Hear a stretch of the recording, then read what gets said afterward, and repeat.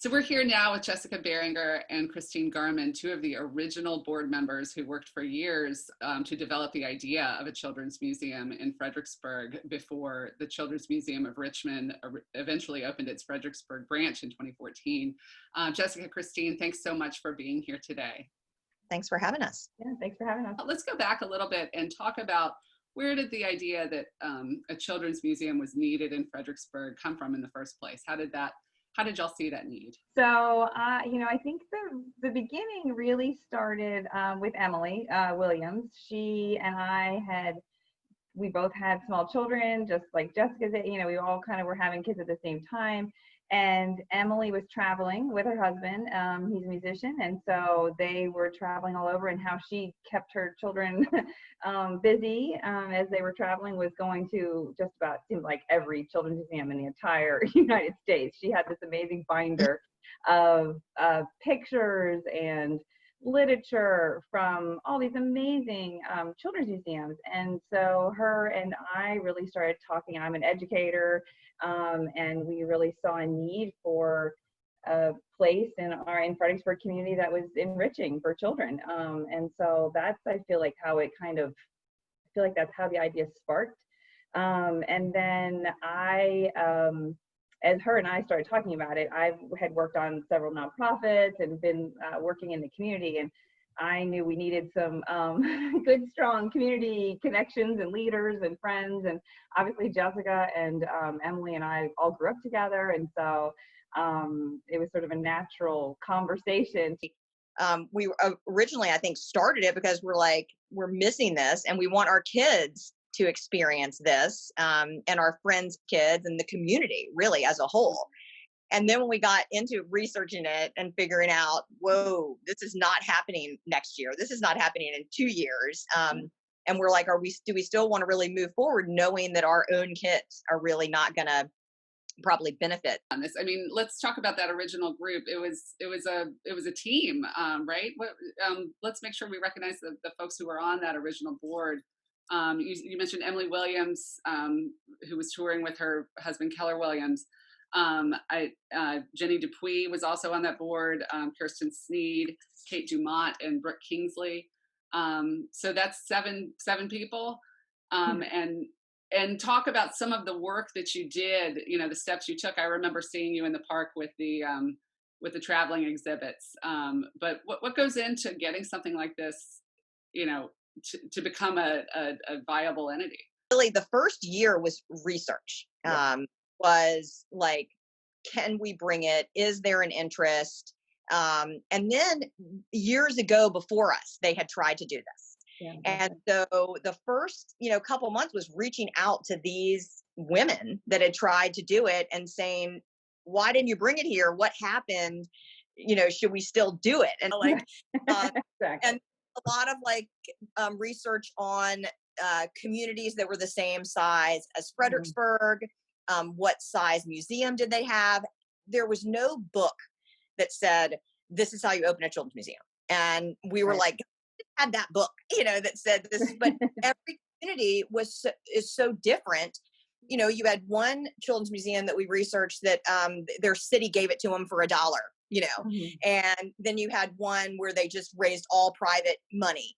And so we were just really researching how we would go to these museums around Virginia and North Carolina and wherever we were on vacation, and really set appointments to meet with the directors and say, how'd you start it? What would you do? What wouldn't you do? And then just try to say, can we do this? I feel like that was the first real year of research. Yeah.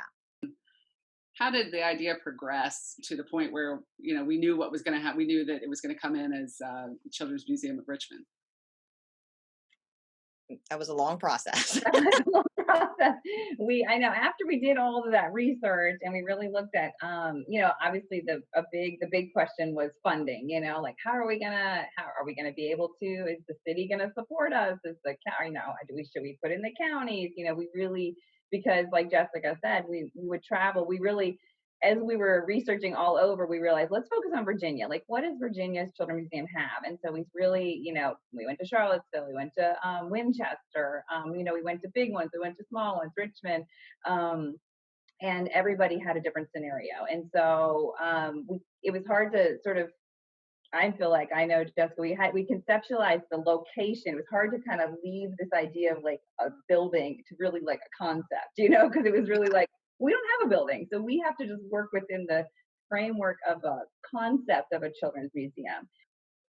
We got to a point where we were like, we need to get a bricks and mortar location and raise some money.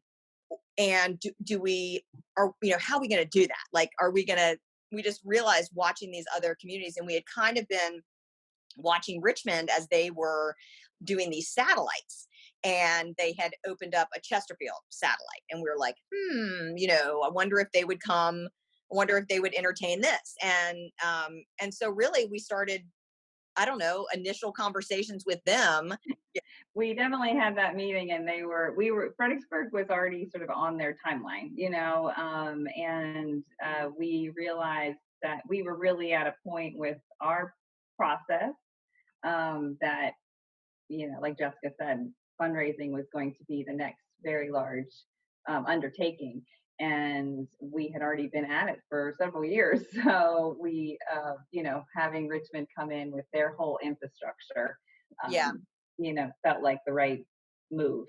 When the Fredericksburg branch of CMOR opened in 2014, I know y'all were all there. What surprised you about how this community used a children's museum, or what role do you think it played in Fredericksburg? One thing that as I was reading over the questions, I thought about, I'm a special education teacher. They really talked about how, I think Fredericksburg's they would host a special needs night once a month where they either gave free tickets or discounted tickets. And it was like the highest attendance they'd ever had at any of their satellite locations. And so, in the back of my mind, I always wondered if maybe that was a real community need that our community didn't maybe even know we needed, and we may not have recognized as we were embarking on this project. I think there's a lot of community bringing together that happened at that site, at the Children's Museum site. But I also I remember thinking that the special needs population really also benefited greatly from it. Now, I know your children are older now. They're past this age group that uses the Children's Museum, but you're both involved in our community in serving young children in some form or fashion. What do you I know that a lot has changed since 2014. We've had places open, we've had other places close. But do you think that same need still exists today for a place that is just focused on learning through play, a place where families can go and just kind of focus on the act of being a kid? Do you think we still have that need here as a community? Yeah. I do. Yeah, I agree. Yes. Yeah, I am very sad, obviously, to see it go. I am currently a preschool teacher, and I just see the need for socialization of preschool age children. Learning through play is just so important. And with everything that we were talking about, just the difference with Zoom calls, and I had Zoom meetings with my 4-year-olds. I mean, it's not the same as getting down on the floor and playing with blocks and watching them learn. And so I think things are going to change here for a little bit. We're going to have a different normal. But I think the need is still there. I agree. I feel like, and especially Jessica, that point of just the parents playing. I know I worked in preschool age group for 13 years, and just I would have parents that wouldn't always know how to play with their kids, and I think sometimes, or wouldn't know which toys to buy, because when you go to the aisles at Target or Walmart or wherever you're buying your toys, it's like buttons and lights and things like that. And sometimes it's reminding them that, I mean, one of my favorite exhibits actually at the Children's Museum was the cars, and the tires that they could climb on, and really thinking about these ideas of your gross motor and your fine motor skills and your creative, the theater and the cool little air with the scarves, just things like that. In the grocery store, I feel like sometimes those basics, we parents are, the bells and the whistles draw parents into toys, and they forget that the basic, simple ones are really the best. And one other point, and now that I'm working in more of an elementary age, field trips. I feel like they did a lot of work on field trips in our community, because field trips are really hard, even for our, preschool and uh, kindergarten through second grade age group, because traveling is so challenging with traffic and transportation that I like that they had a local place to go. I think that's going to be a huge gap that is going to be missing, and even in our school systems and our preschools, I feel like a lot of places utilized it for field trips. So I definitely think it's going to be missed. After we get through this current phase with the pandemic, if there's a group of parents who are where you were, and they know that there's this group that worked on this for years, and they come to you and say, what advice would you give us? What would you say? What would you encourage someone to work on this idea again in Fredericksburg? Yeah, I would. think, yeah. yeah, I would definitely say to try and get your local community funds. I think that, because the communities I feel like that we saw, one of the Lynchburg, Virginia has this like amazing children's museum, and we really tried. We met with that director several times. He even came to Fredericksburg, and they were a similar. Lynchburg had historic, there was similarities there in our community, to some extent. And one of the things that really I felt like made that so successful was that it was like one of their cornerstones for their sort of downtown revival. And I think if whoever were to embark on something like this again, to have, whether it's in Fredericksburg City or whether it's in the surrounding counties, I feel like the success, I feel like having that local support would be crucial. yeah. I mean, we really tried to do it ourselves. And I don't have a doubt. I think that we would have been able to open it. I do. I mean, we Mhm.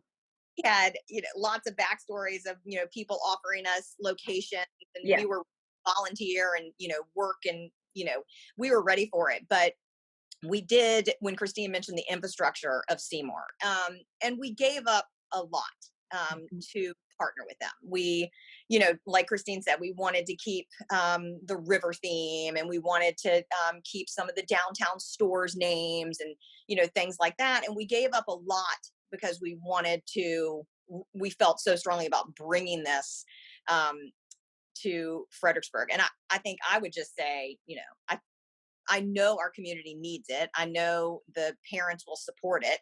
And